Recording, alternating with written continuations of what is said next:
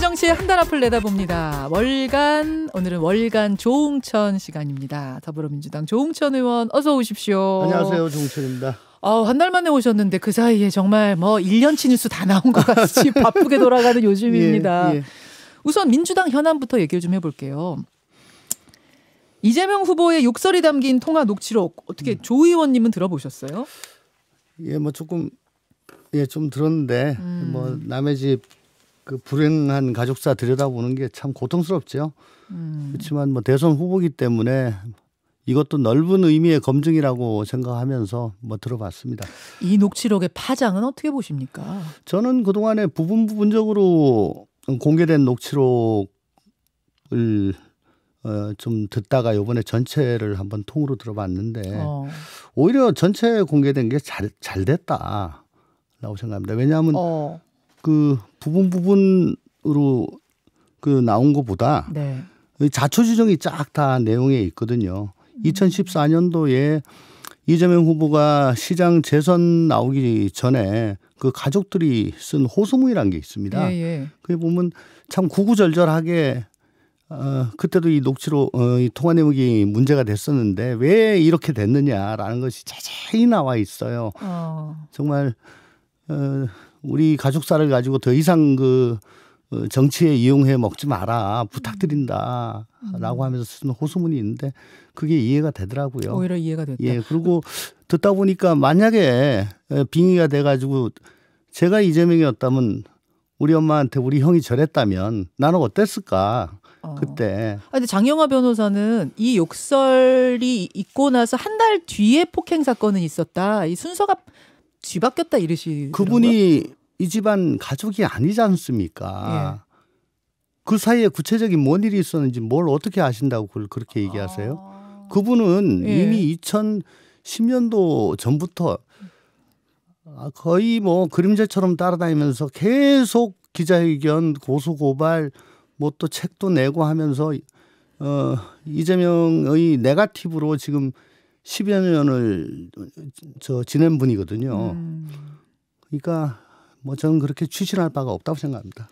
그러면 국민의힘에서 일각에서는 그거를 지상파 TV에서 김건희 씨 녹취록 틀듯이 똑같이 틀어야 공평한 거 아니냐 이런 얘기도 하는데 차라리 그러면 다 틀면은 오해가 풀릴 거다 이렇게도 보세요? 우선 중앙선거관리위원회에서 일부분만 발췌해가지고 트는 건 선거법 위반이다라고 나온 게 있어요. 유권 해석한 거요. 예, 그래서 전체를 다 틀어야 되는데 기술적으로 가능하겠는가? 지상파에서 그런 문제가 있고요.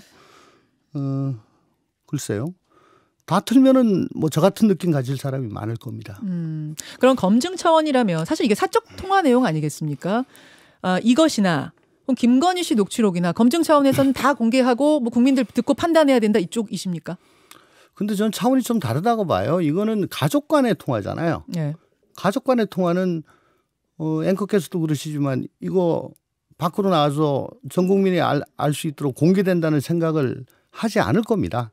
그리고 그 내용 자체가 사적인 거죠. 공적인 영역이 없는 거죠. 그렇지 않습니까? 거기에 비해서 김건희 씨는 오빠 동생이라고 했건 말았건 누나 동생 누나 동생이라고 했건 말았건 어쨌든 기자와의 통화이고요. 그리고 내용이 굉장히 공적인 게 많죠. 네. 그럼 같은 차원에서 볼 일은 아니라고 생각합니다. 알겠습니다. 이런 와중에 민주당 선대위의 현근택 대변인이 글을 하나 올렸는데 이게 파장이 좀 있어요. 그 이재명 후보가 욕설하는 딥페이크 영상이 제작돼서 설 전에 배포된다더라라는 얘기를 들었다.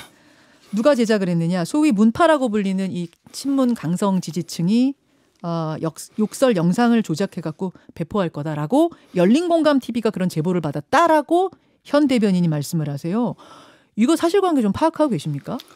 저도 최근에 그런 얘기 또 포스터 같은 것들이 짤 같은 게 돌아다니는 걸 봤는데 저는 전혀 그 근거를 알지 못합니다. 그런 음모 혹은 소문에 대한 근거를 알지 못합니다. 생기지도 않는 일을 갖다가 먼저 그렇게 미리 걱정하는 거는 별로 효용이 있다고 생각하지 않고요. 소음 속에서 정보를 골라내야지 소음에 일일이 반응하는 거 지금 현재로서 50일도 안 남은 지금 상황에서는 저희가 거기에 집중할 정도로 지금 여유가 있지는 않습니다. 사실 이것이 지금 당내 갈등의 또 요인 씨앗처럼 되고 있는 것이 있어서 제가 질문을 드렸던 건데 그 딥페이크가 영상이 실제로 도는 것도 아닌데 그걸 미리 꺼내서 다시 분란을 만들 필요가 없다 이렇게 보시는 건가요? 그러니까 그걸 미리 얘기를 하고 네. 또 거기에 대해 가지고 경종을 울린다고 한들 만약에 그런 게 되고 있다고 하면은 뭐 그 경고에 반응을 해서 그걸 그만둘 것도 아니고요. 예, 뭐 어떻게 할 방법이 없지 않습니까? 이렇게 미리 얘기한다고 할 사람들이 안 하겠느냐 그 말씀? 예. 그렇지 않습니까? 그렇다면 선거에 득이 될 게 없다고 보시는 거군요. 이런 그러니까 발언들이. 실제 그렇게 하는 게 확정됐다면 그때 가지고 하는 거지. 이걸 미리 뭐 예정 확정되지도 않은 거를 미리 그렇게 얘기하고 다니는 건 그렇게 적절하다고 보지는 않습니다. 이 또 하나가 정청래 의원의 SNS예요. 그제 이핵관으로부터 자진 탈당 권유를 받았다. 일종의 이런 이제 폭로성 SNS를 올렸습니다. 저는 이핵관이라고 그래가지고 이준석 대표 핵심 관계자인가 했더니 그게 아니고 이재명 후보의 핵심 관계자를 얘기하는 거더라고요. 정청래 의원이 이제 불교계의 그 사찰 통행료 문제를 봉의 김선달이라고 한 것 때문에 갈등이 있는 것까지는 알았는데 여러 달 동안 당내에서 나를 지속적으로 괴롭혔다 이렇게 쓰면서 이핵관들이 급기야는 이제 탈당하라고 일종의 압력을 가했다라고 썼어요. 일단 이핵관이 누굽니까? 제가 아는 한은 우리 당내에 핵관은 없는 걸로 알고 있습니다. 윤핵관에 대해서 먼저 말씀을 좀 드리면 네. 언론에서는 뭐 실명을 말씀드려서 죄송합니다만 뭐 권성동, 장제원, 뭐 윤한홍 이렇게 현역 의원들 중심으로 이렇게 핵관이라고 그러잖아요. 근데 제가 아는 한은 그분들이 아니고요. 저 뭐 실장급, 부실장급 이런 저 실무진이에요. 누구 윤핵관이요? 예. 그래요? 예. 그분들이 주로 비서실에 포진돼 가지고 후보의 일정 메시지 이런 걸 그동안에 도맡아 가지고 해왔거든요. 그래서 사고 난 게 3프로 TV. 혹은 뭐 족발집 공약. 뭐 그런 겁니다. 그래서 김종인 총괄도 그 직접적으로 딱 지적해가지고 얘기하지 않았습니까? 나도 그거 몰랐다. 3프로 TV 나가는 거. 네네. 그건 국민의힘 얘기고. 네네. 그러니까 그런 핵관은 없어요. 우리 당에는 전부 다 저 권한과 직책이 권한과 의무가 같은 사람들이죠. 그럼 정청래 의원은 지금 누굴 보고 저렇게 말씀하신 걸까요? 그러니까 뭐 핵관이란 게 뭐 지금 이 후보와 가까운 뭐 혹은 뭐 지금 굉장히 중요한 직책을 맡고 있는 그런 사람 의원을 얘기하는 거 아닌가 싶은데 그러니까 적어도 윤핵관에 대비될 만한 이핵관은 없다라는 걸 말씀드립니다. 이게 꼬여버린 게 뭐냐면 지금 불교계에서는 정청래 의원한테 의원직 사퇴를 하라. 안 하면 2월에 소신 공양을 하겠다. 소신 공양이라는 건 스스로 이제 목숨을 끊는 식의 공양을 하겠다. 해인 스님이란 분이 이렇게까지 지금 나선 상태거든요. 근데 정청래 의원 지금 SNS 여러분들 보여드렸습니다만 자진 탈당할 가능성 같은 거 혹은 의원직 사퇴할 가능성은 전혀 없어 보입니다. 어떻게 풀어야 된다고 보세요, 이 갈등을? 우선 소신 공양은 아니고 소지 공양이라고. 소지 공양이에요? 예, 얘기를 들었습니다. 손가락. 뭐 근데 소지도 이건 뭐 저희가 도저히 그건 저희가 용납할 수 없는 이건 있어서는 안 될 일이니까 그걸 막기 위해서 저희들 나름대로 정말 진정성을 가지고 불교계와 대화하고 또 접촉하고 108배도 하셨잖아요. 예, 갔다 왔습니다. 네. 그러니까 소지로 나오는 저는 소신으로 나온 이 보도를 봤습니다만 소지로 일단 알고 계시고 소지든 소신이든 몸을 해야 하는 정도의 지금 뭐 이런 얘기까지는 그런 일이 일어나지 않도록 저희 당은 지금 뭐 할 수 있는 최선을 다하고 있죠. 근데 정청래 의원 뭐 자꾸 말씀하시니까 그런데 지금 각 사찰을 가보시면은 그 입구에 현수막이 다 붙어 있어요. 정청래 사퇴하라. 그렇다고 하더라고요. 그리고 공개적으로 자기 한 사람을 지목해서 자꾸 그 사퇴하라 계속 연이어 나오고 있는데 얼마나 괴롭겠습니까? 만약에 제가 그렇다면 되게 민망하고 괴로울 것 같아요. 그래도 저렇게 그냥 있는 거 보면 참 대단하신 분이다 싶습니다. 글쎄 뭐 이해관이가 가지고 했다고 그런 얘기를 했다고 이걸 페이스북에 올리신 걸 보고 또 저도 조금 의아스러웠는데 솔직히 뭐 차마 말은 못하지만 마음속으로 자진해서 좀 탈당해줬으면 하는 의원분들 주위에 많을 겁니다. 선당우사 하잖아요. 네. 지금만큼 선당우사가 필요한 때가 언제입니까? 근데 이제 정청래 의원님의 SNS를 보면 상당히 좀 뭐 이제 SNS 한 번만 좀 띄워주시겠어요? 저희가 뭐 직접 인터뷰를 한 건 아니니까 이걸 좀 그대로 보자면 컷오프 때도 탈당하지 않았고 내 사전엔 탈당과 이혼이 없다고 단호하게 거절하고 돌려보냈다. 나는 당을 떠날 수 없다. 지금도 대선 승리를 위해서 최선을 다하고 있는데 왜 이러는 것이냐. 그러니까 굉장히 좀 억울한 민주당에 대한 사랑을 지금 드러내고 있거든요. 사랑하기에 헤어졌노라 뭐 그런 얘기도 있지 않습니까? 지금은 이제 그런 결단이 좀 필요할 때다. 그래야지만 뭐 제 개인적으로는 그렇게 개인적인 생각합니다. 의견입니다. 예. 예. 그렇게 안 하면 불교계와 갈등이 쉽지 않다고 보세요. 해결이. 억울한 점이 많겠습니다만은 네. 불교계가 그렇게 또 요구하는 점 중에 하나니까요. 알겠습니다. 네. 월간 조응천 이번에는 국민의힘으로 가보겠습니다.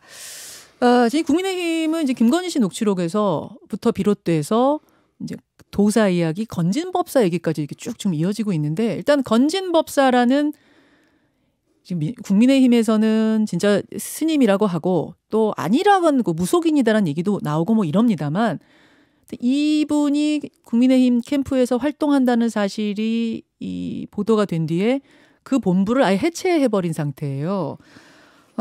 그런데 물론 민주당에서도 역술인협회 회장한테 임명장 주셨잖아요. 그것과 비교하면서 이건 뭐가 다르냐, 뭐가 문제냐 이런 얘기 나옵니다. 어떻게 생각하세요? 역술인과 건진법사는 다르죠. 지난 19대 총선 때 각 직능 단체별로 그 맡아가지고 의원들이 그 뭐 정책도 서로 회의도 하고 그렇게 했어요. 우군화하기 위해서. 그때 제가 맡았던 협회가 역술인 협회입니다. 조 의원이 맡으셨어요? 뭐 어떻게 하다 보니까 그렇게 맡았는데 지난 대선에 19대 때. 이번에도 역술인 협회는 이번에는 아닙니다. 이번에는 안 맡으셨고, 예. 근데 임명장은 주셨죠 선대위에서. 19대 때는 받았죠 제가. 아니 그 말씀이 아니라 이제 역술인 협회 회장한테 그때도 그렇고 이번에도 그렇고. 이번에도 줬다고 뭐 언론에 난 것 같아요. 네네네. 역술이란 거는 그 사주. 예. 풀이. 주역 같은 걸 이 공부를 해가지고 하는 거거든요.